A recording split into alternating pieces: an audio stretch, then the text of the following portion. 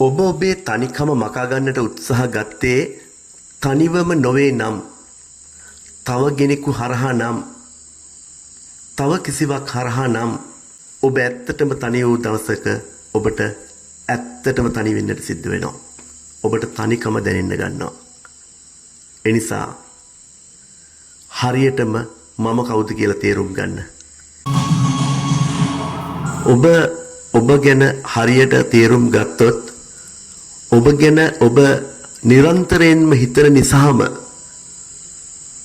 ඔබට තනිකමක් පාළුවක් නැතුව යනවා. තමා කවුද කියලා හොයන්න උත්සාහ ගත්තොත් ඔබට බොහෝ දේ හිතන්නට සිද්ධ වෙනවා.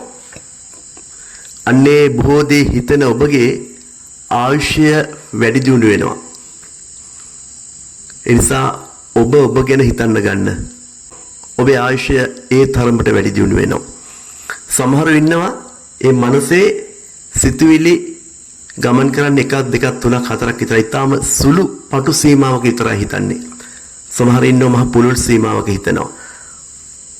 සමහරු ඉන්නවා ගැඹුරින්ම තමා ගැන හිතනවා.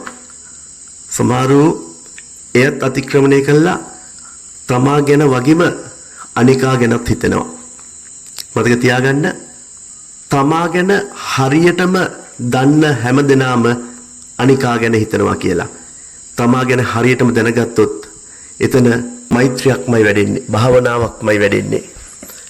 ඒ නිසා ඔබ ගැන හෙව්වොත් ඔබට ලෝකයම හමු වෙනවා. ඔය මම ගැන හොයන්න ලේසි නෑ. මෙන්න බලන්න විද්‍යාඥයෝ කියන හැටි. මම යනු මා පිළිබඳව මා සිතන දේ හෝ මා පිළිබඳව ඔබ සිතන දේ හෝ නොව මා පිළිබඳව ඔබ සිතන්නේ කෙලෙසක දැයි මා සිතන දේය. මම ඉන්දුනිල් කෞෂාල්.